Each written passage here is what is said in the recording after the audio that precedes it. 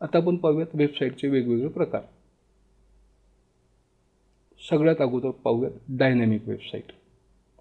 Dynamic website म्हणजे कस्टमरला किंवा युजरला कुठलंही कोडिंगचं नॉलेज असण्याची गरज नाही.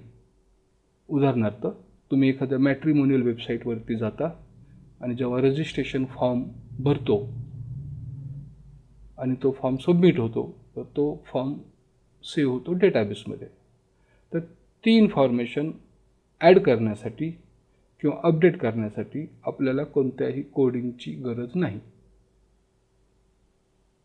म्हणून डायनॅमिक वेबसाईट. पुढचा विषय आहे CMS आणि डायनॅमिक. हे सेम आहे का? तर हो, हे जवळजवळ सेम आहे.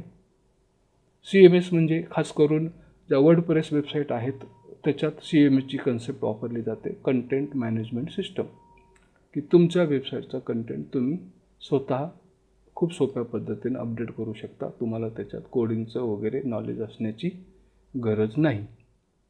पुढचा आणि पारंपरिक जो वेबसाईटचा प्रकार आहे तो आहे स्टॅटिक वेबसाईट. स्टॅटिक वेबसाईट म्हणजे याच्यात ज्यांना कोडिंगचं नॉलेज नाही ते वेबसाईट अपडेट करू शकत नाही किंवा वेबसाईटमध्ये कोणताही कंटेंट ॲड करू शकत नाहीत.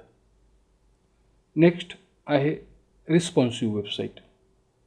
रिस्पॉन्सिव्ह वेबसाईट म्हणजे प्रत्येक डिव्हाइसच्या स्क्रीनच्या साईजनुसार, मग तो कम्प्युटर असेल, लॅपटॉप असेल, टॅबलेट असेल, मोबाईल असेल किंवा अगदी तुमची स्मार्ट TV असेल, स्क्रीनच्या साईजनुसार कंटेंट ॲडजस्ट होणं, म्हणजेच कम्प्युटरला कम्प्युटरप्रमाणे वेबसाईट दिसणं आणि मोबाईलला मोबाईलप्रमाणे किंवा मोबाईल ॲपप्रमाणे वेबसाईट दिसणं, याला रिस्पॉन्सिव्ह वेबसाईट असं म्हणतात.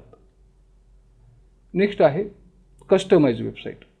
कस्टमाइज वेबसाईट म्हणजे आपल्या गरजेनुसार पाहिजे तसा लेआउट, पाहिजे तसं कलर कॉम्बिनेशन, पाहिजे तसा फ्लो, पाहिजे तसं नेव्हिगेशन आपण कस्टमाइज वेबसाईटमध्ये बनवून घेऊ शकतो.